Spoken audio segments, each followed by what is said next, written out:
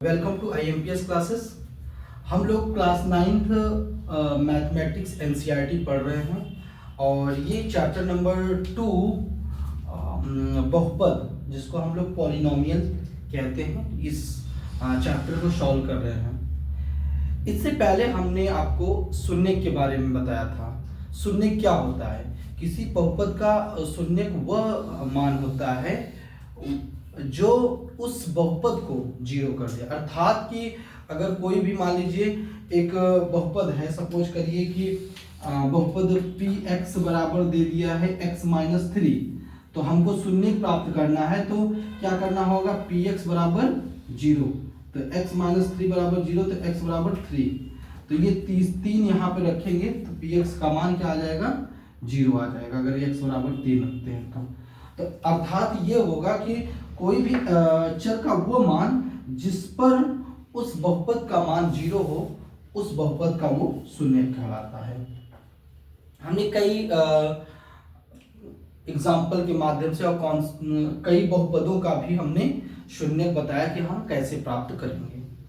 तो अब हम आपको कुछ एक दो चीजें कंक्लूजन्स हैं, कुछ पॉइंट्स उसको आप देखिएगा और फिर हम इसके प्रश्नावली 2.2 के क्वेश्चन को सॉल्व करेंगे। ठीक है, तो पहला जो आपका कंक्लूजन है, पहला है कि आवश्यक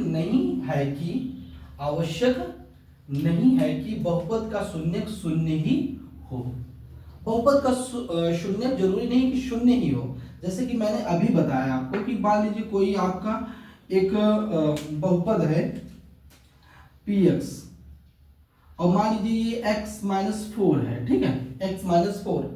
अब इसमें आप देख सकते हैं कि किस मान के लिए ये बहुपद x के किस मान के लिए ये बहुपद 0 हो जाए, तो आप ऐसे करेंगे कि px बराबर क्या कहेंगे? 0, तो x-4 इक्वल टू 0, तो इसका शून्य मिल गया 4, 4 मिल गया, 4 मिल गया।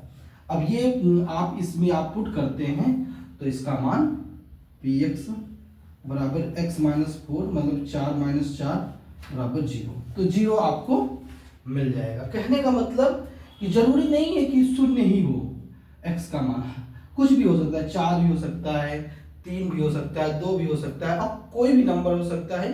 बस डिपेंड करता है कि वो आपका बहुपद कैसा है। ठीक है, तो ये बात बिल्कुल सही है कि ये आवश्यक नहीं है कि बहुपद का शून्य सिर्फ शून्य ही हो, ऐसा कोई जरूरी नहीं है। शून्य के अलावा कई नंबर हो सकते हैं, कई संख्याएं हो सकती हैं जो किसी बहुपद का शून्य हो। तो आई थिंक पहला आपको समझ में आ गया होगा। अब हम आते हैं दूसरा पे। दूसरा क्या लिखा है? 0 बहुपद का एक शून्य हो सकता है। 0 बहुपद का एक शून्य हो सकता है। मतलब कहने का कि जैसे मान लिया मैंने px बराबर x या फिर px बराबर दूसरा हमने लिखा x²।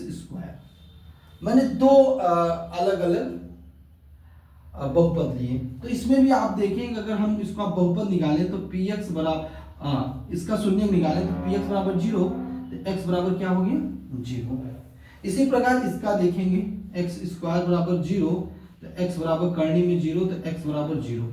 तो कहने का मतलब कि किसी भी बहुपद का मतलब ऐसा अगर बहुपद है जो इस तरीके से है, या कोई भी हो सकता है जिसमें उसका शून्य 0 भी हो सकता है, तो मतलब कह सकते हैं कि 0 भी एक शून्य बहुपद का शून्य हो सकता है। आई थिंक समझ में आ गया होगा। जो 0 शून्य होगा वो बहुपद पे डिपेंड करेगा। अगर बहुपद इस तरीके का है px बराबर x, तो जो x का मान आएगा 0 वो बहुपद का शून्य कहलाएगा। तो कहने मतलब इस तरीके का अगर बहुपद है तो उसका शून्य 0 भी हो सकता है। फिर हम आते हैं तीसरा पॉइंट पे। तीसरा पॉइंट कहता है कि प्रत्येक रैखिक बहुपद का एक और केवल एक शून्य होता है। मैंने आपको कॉन्सेप्ट वाले जो लेक्चर्स था उसमें बताया था कि अगर आपका px कोई बहुपद x + 2 है, जिसमें आप देख रहे हैं कि इसका घात क्या है, 1 है। तो जब घात 1 है तो इसका मतलब क्या है, ये रैखिक बहुपद है। क्या है ये, रैखिक बहुपद है, रैखिक बहुपद है।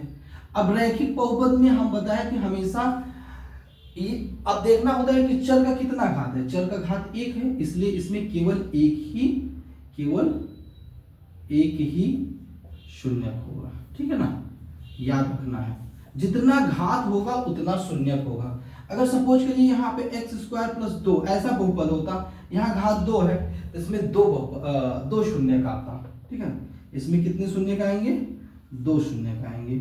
इसी प्रकार अगर यही क्यूब होता तो इसमें कितने शून्य का आएंगे, 3 शून्य का आएंगे। ठीक है, तो कहने का मतलब कि आपका जितना बड़ा घात होगा, जितना नंबर आप घात आएगा उतने मतलब शून्य होंगे। तो लेकिन यहाँ पे हम बात कर रहे हैं रैखिक बहुपद का, तो रैखिक बहुपद में एक और केवल एक ही शून्य होगा। आई थिंक ये भी आपको क्लियर हो गया होगा। अब आते हैं हम लोग चौथा पे। चौथा क्या है कि एक बहुपद के एक से अधिक शून्य हो सकते हैं। जैसा अभी हमने बताया कि बहुपद पर डिपेंड करता है। अगर बहुपद रैखिक है तो उसमें केवल 1 मिलेगा, बहुपद द्विघातीय बहुपद है तो उसमें 2 होगा, त्रिघातीय है तो 3 होगा। इस तरीके से आप कह सकते हैं कि किसी बहुपद का एक से अधिक भी शून्य हो सकता है। अब हमने ये कॉन्सेप्ट बताया और ये कुछ इंपॉर्टेंट पॉइंट्स थे। मेरा कोशिश ये है कि आपका कोई भी पॉइंट्स एनसीईआरटी से छूटे ना, इस वजह से मैंने ये पॉइंट्स बता दिए। अदरवाइज ये सारी चीज़ें हमने एक बार शून्य वाले जो चैप्टर था उसमें भी हमने बताया। अब आते हैं प्रश्न संख्या 1 पे। प्रश्न संख्या 1 को हम सॉल्व करेंगे, इसको आप ध्यानपूर्वक देखेंगे। प्रश्न संख्या 1 क्या कहता है, निम्नलिखित पर बहुपद यहां पे दिया है 5x - 4x² + 3 के मान ज्ञात कीजिए। आपको अलग अलग पॉइंट्स पे, मतलब अलग अलग x की वैल्यू पे इस बहुपद का मान ज्ञात करना है। तो देखिए कैसे हल करेंगे, बहुत ही इजी है। कैसे करेंगे देखिएगा, मैंने हल लिखा और ये फर्स्ट हल क्या है, प्रथम। तो बहुपद क्या है, बहुपद px, बहुपद px बराबर क्या है, 5x - 4x² + 3। ठीक है, ये बहुपद है। अब हमको x बराबर 0 पर बहुपद का मान,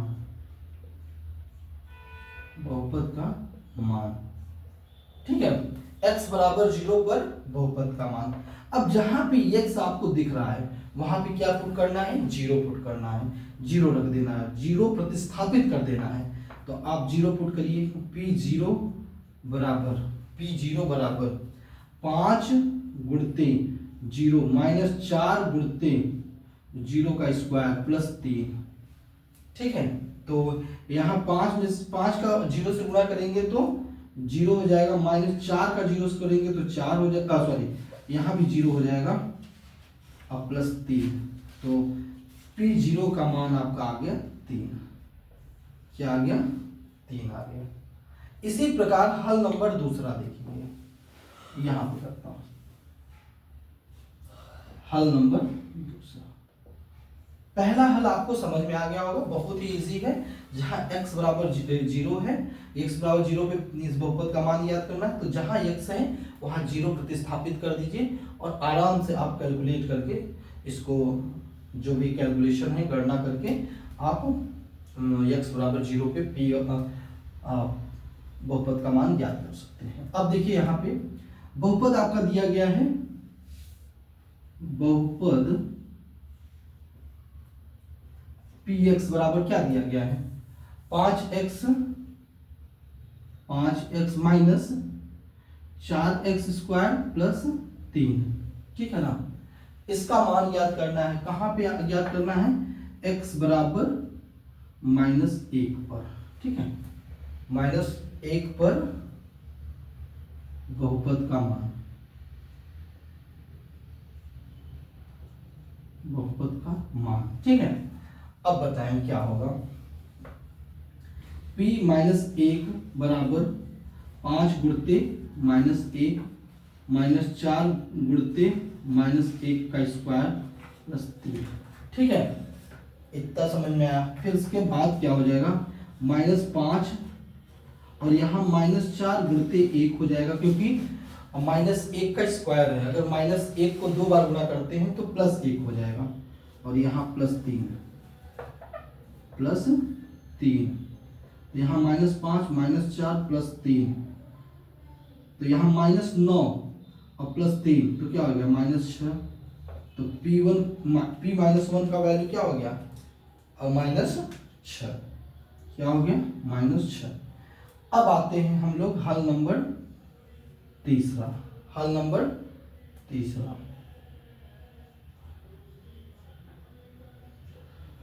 तीसरा देखिएगा। ठीक है, अब आप देखिएगा बहुपद आपका क्या है, बहुपद तो सेम ही है, तो लिखेंगे बहुपद px बराबर क्या है, 5x minus 4x square plus 3, 5x minus 4x square plus 3, ये बहुपद है। अब हमें किस पे ज्ञात करना है, 2 पे, तो यहाँ पे लिखेंगे x बराबर 2 पर बहुपद का मान, x बराबर 2 पर बहुपद का मान, तो क्या हो जाएगा, p 2 बराबर 5 गुणते 2 माइनस 4 गुणते 2 का स्क्वायर प्लस 3। ठीक है, अब बताएं क्या होगा, 5 दूना 10 माइनस 4 गुणते 4 और प्लस 3। ठीक है, तो यहाँ पे हो जाएगा 10 माइनस 16 प्लस 3, 10 माइनस 16 क्या हो गया, -6 और प्लस 3, तो यहाँ -3 हो जाएगा। ठीक है, तो इस तरीके से हमको ये तीनों प्रश्न सॉल्व करना था। प्रश्न नंबर 1 का तीनों खंड हमने सॉल्व कर लिया। आई होप आपको समझ में आया होगा। इसको आप नोट करिएगा, इसको खुद से भी सॉल्व करिएगा, प्रैक्टिस करिएगा, और आपको अच्छे समझ में आएगा। ओके, अब हम लोग नेक्स्ट क्वेश्चन पे इसको सॉल्व करेंगे। प्रश्नावली 2.2 का ये दूसरा प्रश्न है। देखिए, प्रश्न को पढ़ेंगे और फिर इसको आराम से सॉल्व करेंगे।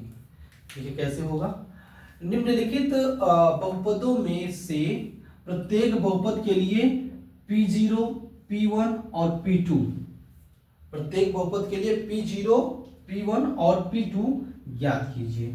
देखिए, पहला प्रश्न है कि Py बराबर दिया है y² माइनस y प्लस 1। ठीक है, अब देखिए इसको पहले हम सॉल्व करेंगे। पहला प्रश्न का हल, जैसे बहुपद क्या दिया है, बहुपद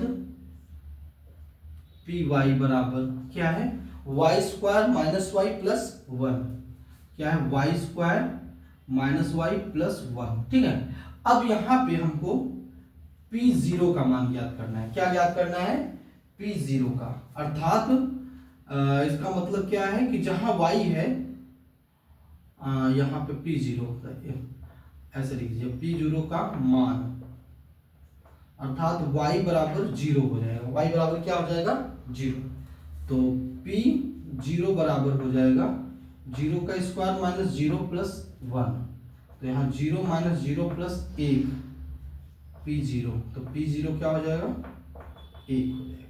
ठीक है, P0 1 हो जाएगा। वैसे ही P1 हमको निकालना है। क्या निकालना है, P1, तो P1 मतलब कि y बराबर क्या है, 1, तो y बराबर 1 रख देंगे तो क्या हो जाएगा, P1 बराबर, इसी में y बराबर 1 रखना है, तो 1 का स्क्वायर माइनस 1 और प्लस 1, तो यहाँ 1 माइनस 1 प्लस 1, तो ये 1 से 1 कैंसिल, मतलब ये 0 हो जाएगा और प्लस 1, तो P1 बराबर 1, P1 बराबर 1 आ गया। ठीक है, यहां तक समझ में आया। इसी प्रकार आप यहां पे निकालेंगे हम P1 हो गया, P2 का निकालेंगे। P2 बराबर क्या होगा, ठीक है। तो P2 का मान ऐसे लिखते जाओ, नहीं तो कंफ्यूजन हो सकता है। P2 का मान, अब P2 का मान जहां पे y है वहां पे 2 रख देना है। यहाँ 2 का स्क्वायर माइनस 2 प्लस 1, ठीक है। अब बताएं क्या हो जाएगा, यहाँ 4 माइनस 2 प्लस 1, 4 में से 2 निकालेंगे तो 2 हो जाएगा, 2 प्लस 1 मतलब 3, P2 बराबर 3 हो गया। तो कहने का मतलब आपको यहाँ पे टोटल 3 मान हमको पता चल गया, ठीक है। इस तरीके से आपको प्रत्येक का निकालना है बहुपद का, P0, P1, P2। तो हमने P1 ये पहला वाला सॉल्व कर दिया। अब देखिएगा सेकंड वाला, सेकंड कैसे होगा। सेकंड में ब्लैक कलर से ही करूंगा हल। सेकंड देखिए, यहाँ पे बहुपद आपका बहुपद PT दिया गया है। PT क्या दिया गया है, 2 plus t plus 2t square minus t cube, ठीक है। अब यहाँ पे हमको P0 निकालना है। अब डायरेक्ट हम लिखते हैं, बहुत ज्यादा हम डिटेल में नहीं लिखेंगे, आप लिख सकते हैं, एक को मैंने कर दिया कैसे करना है। तो P0, तो जहां t है वहां 0 रख देंगे, तो 2 प्लस यहाँ 0 हो गया, प्लस 2 गुणते 0 का स्क्वायर, 2 गुणते 0 का स्क्वायर माइनस 0 का क्यूब। तो यहाँ पे हो जाएगा 2 प्लस 0 माइनस 0, मतलब कि 2 हो जाएगा। P0 का मान क्या हो जाएगा, 2 हो जाएगा। वैसे ही P1 का मान ज्ञात करिए। P1 का मान ज्ञात करेंगे तो क्या हो जाएगा, देखिए यहाँ पे जहां पे t है वहां 1 रखना है, 2 प्लस 1 प्लस 2 इंटू 1 क्यूब, 1 का स्क्वायर है और माइनस 1 का क्यूब, ठीक है।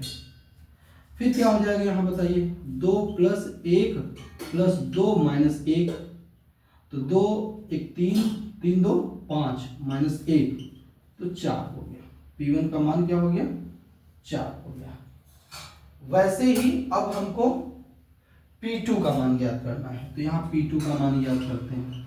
P2 का मान जब ज्ञात करेंगे तो जहां पे t है वहां पे 2 रख देंगे, 2 रख देंगे, तो यहाँ पे 2 प्लस 2 उड़ते 2 का स्क्वायर माइनस 2 का क्यूब, तो यहाँ पे 2 प्लस 4 दूना 8 माइनस 8 में से 8 निकालेंगे तो 0 हो जाएगा, और ये 2 2 4 हो गया, 4 प्लस 0 इसका मतलब 4 हो जाएगा। तो P2 का मान क्या हो गया, 4 हो गया। ये दूसरा हल हो गया। अब आते हैं हम लोग तीसरा हल। तीसरा हल देखिए, तीसरा हल, तीसरा में है कि Px का मान, Px बराबर x क्यूब दिया है, तो बहुत छोटा क्वेश्चन है। तो आप बताइए P0 क्या हो जाएगा, जहां x है वहां पे 0 रख देंगे, तो यहाँ पे 0 का क्यूब मतलब 0 हो जाएगा, तो P0 का मान 0। वैसे ही P1 का मान बताएं, P1 का मान क्या हो जाएगा, 1 का क्यूब इक्वल टू 1 हो जाएगा, तो P1 बराबर आपका 1 आ गया। इसी प्रकार P2 का मान बताइए, P2 का मान मतलब कि 2 का क्यूब बराबर 8, इसका मतलब क्या हो गया, P2 बराबर 8।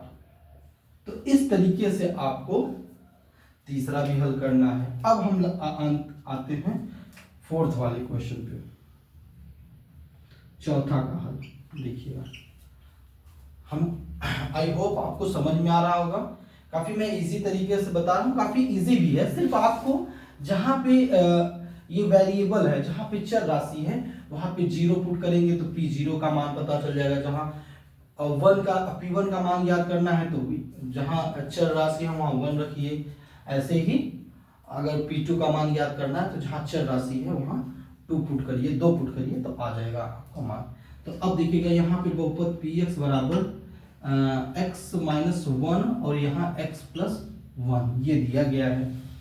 अब बताएं p जीरो का मान क्या हो जाएगा, p जीरो का मान हो जाएगा जीरो माइनस एक और यहाँ हो जाएगा जीरो प्लस एक, ठीक है। तो p जीरो बराबर क्या हो जाएगा माइनस एक हो जाएगा, क्या हो जाएगा माइनस एक, क्यों, क्योंकि देखो ये माइनस एक गुणते एक, ये माइनस एक ही आएगा, ठीक है। इसी प्रकार p1 का बताइए, p1 आपका क्या हो जाएगा, यहाँ वन माइनस वन और यहाँ x sorry one plus one, one plus one, तो ये क्या हो जाएगा जीरो गुणते दो बराबर जीरो, तो p1 का मान क्या हो गया जीरो, ठीक है। अब बताइए p2 का मान, p2 का मान, p2 का मान याद करना है तो क्या हो जाएगा, यहाँ पे दो माइनस एक और यहाँ दो प्लस एक, यहाँ पे हो जाएगा एक गुणते तीन, तो यहाँ पे तीन आ जाएगा। तो p2 का मान, p2 का मान आपका आ जाएगा तीन, अर्थात यहाँ पे मैं यहाँ पे लिख देता हूँ, देखिए इसका जो आंसर होगा p2 का मान आएगा आपका तीन। तो कहने का मतलब इस तरीके से आपको सॉल्व करना था और आई होप आपको समझ में आ गया होगा। सिंपल सा है, जहां पे आप यहाँ पे जीरो है तो इसका मतलब है कि ये वेरिएबल का वैल्यू दिया है, वेरिएबल की जगह पे आप उस मान को पुट कर देंगे तो आपको पता चल जाएगा। ओके, ठीक है, तो आप इसको